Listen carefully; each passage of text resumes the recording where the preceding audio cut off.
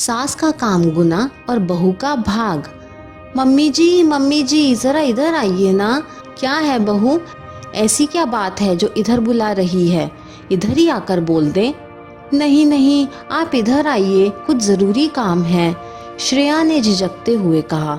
तो अपने दोनों भाइयों के बीच बैठी गरिमा जी को उठकर अपनी बहू के पास जाना ही पड़ा। पर इतने में दोनों मामा जी यह कहकर रवाना हो गए कि हम थोड़ी देर बाहर घूम कर आते हैं।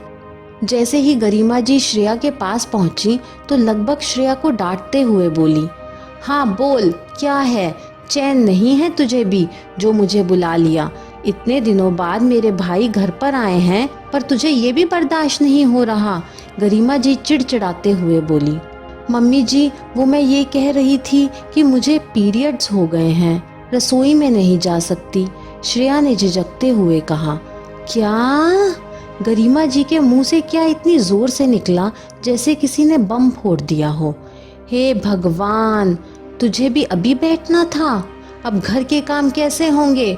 अभी तो कुछ भी काम नहीं हुआ है, इसलिए कहती हूँ सुबह जल्दी उठकर काम कर लिया करो।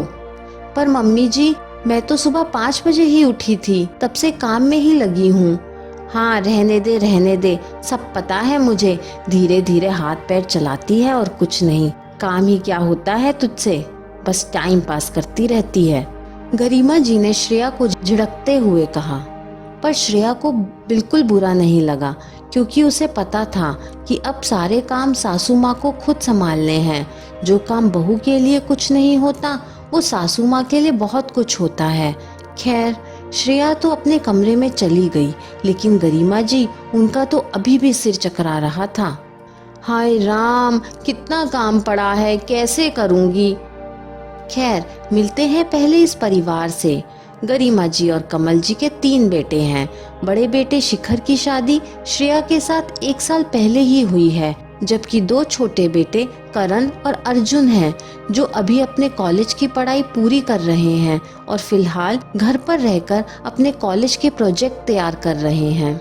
यूं तो छोटा सा परिवार है, पर गरिमा जी कई नियमों को मानने वाली हैं। उनमें से पीरियड्स की छुआछूत को भी वो बहुत मानती हैं।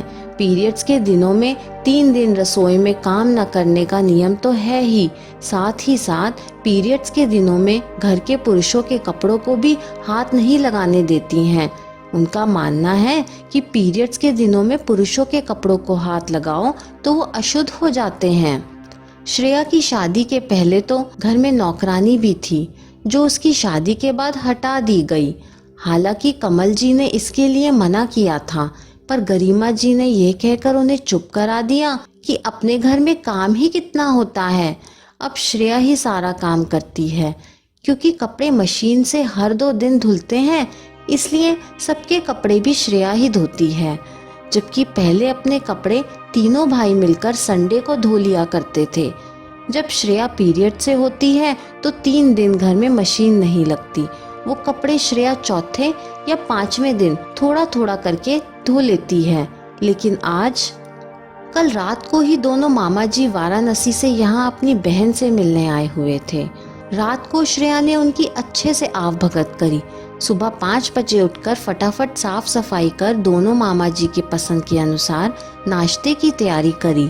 इसी में सुबह के 9 बज गए। श्रेया ने सोचा कि आज मशीन नहीं लगाएंगे क्योंकि काम बहुत है, पर गरिमा जी ने जाकर सभी के कपड़े, साथ ही दोनों मामा जी के कपड़े भी भिगो दिए। जब श्रेया ने कहा, मम्मी जी, मैं तो सोच रही थी कि मशीन कल लगा लेंगे, आज काम ज्यादा है, तो गरिमा जी ने बड़े बेपरवाही के साथ कहा, अरे कपड़े तो मशीन धोएगी, तुम्हें क्या परेशानी है? और फिर मेरे दोनों भाई क्या घर जाकर अपने कपड़े धोएंगे? अच्छा लगता है क्या? और वैसे भी काम ही कितना है हमारे घर में, 2 लोगों का काम ही तो बड़ा है, वो भी कोई काम है भला? सबके साथ ही उनका भी काम हो जाएगा, 2-4 कपड़े ही तो हैं। आगे श्रेया कुछ कह ना पाई। अभी नाश्ता खिलाकर रसोई की स्लैब साफ ही कर रही थी कि गरिमा जी रसोई में आई और बोली, बहू एक काम करना, खाने में दाल बाटी चूरमा, कड़ी मसाला बाटी और चटनी बना लेना, दोनों मामा जी को भी बहुत पसंद है। फिर सिंक में पड़े झूठे बर्तनों की तरफ देखकर बोली, अरे 2-4 बर्तन तो हो ही जाते हैं। 2-4 बर्तन? यहाँ तो पूरा सिंक भरा पड़ा था। श्रेया ने सोचा कि पहले खुद नाश्ता कर लूं, बाद में बर्तन धो लूंगी। खुद के लिए नाश्ता लेकर कमरे में गई ही थी कि उसे ऐसा लगा कि वह पीरियड से हो गई है। बस इसी की खबर सुनकर सासू माँ के हाथ पैर फूल गए। पर अब तो काम करना ही था, नियम उनके खुद के बनाए हुए थे, इसलिए रसोई में गई। सबसे पहले नजर सिंक में भरे हुए झूठे बर्तनों की तरफ ही गई तो लगभग चिल्लाते हुए ही बोली, हे भगवान, पूरा सिंक भर के रखा है। ऐसा नहीं कि हाथ के हाथ बर्तन धोती जाए। अब इस अंबार को मैं धोऊं? कैसे निकम्मी बहू मेरे पल्ले पड़ी है। श्रेया को सब कुछ सुनाई दे रहा था, पर वह फिर भी चुप थी। उसे पता था कि अब 3 दिन यही होने वाला है। बर्तन धोते धोते ही गरिमा जी को याद आया कि अभी तो उन्होंने कपड़े भी भिगोए हुए थे। अब तो उन्हें चक्कर ही आने लगे।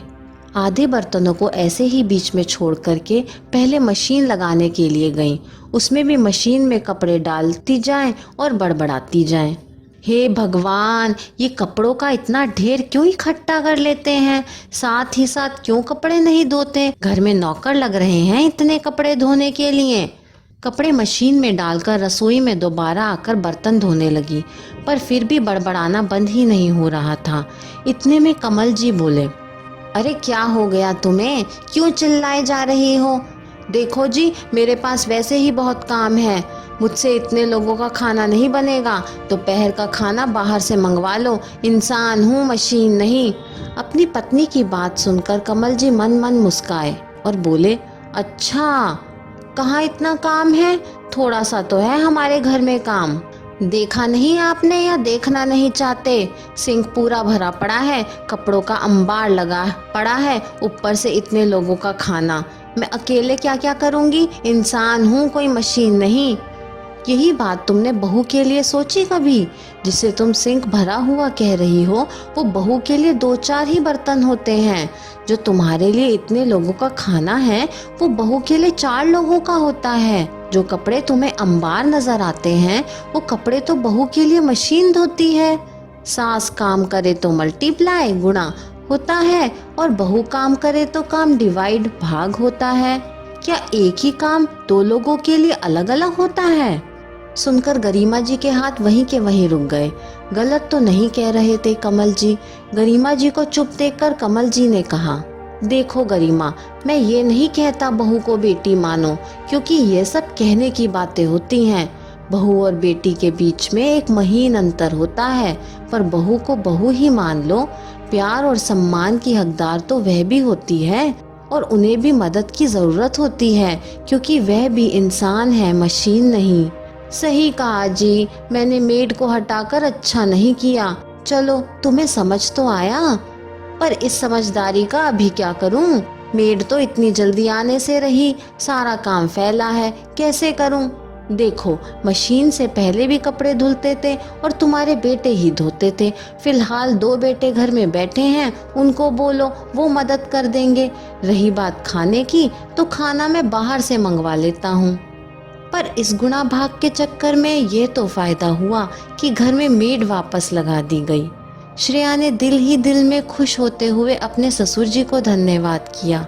और रही बात बहू के 3 दिन के आराम की, तो पूरा महीना काम करने वाली महिला को 3 दिन रसोई से आराम मिल जाए तो क्या हर्ज है। ये कहानी आपको कैसी लगी, मुझे कमेंट करके ज़रूर बताइए। कहानी पसंद आई हो तो लाइक, शेयर और चैनल को सब्सक्राइब करना ना भूलें। कहानी सुनने के लिए आपका बहुत बहुत धन्यवाद।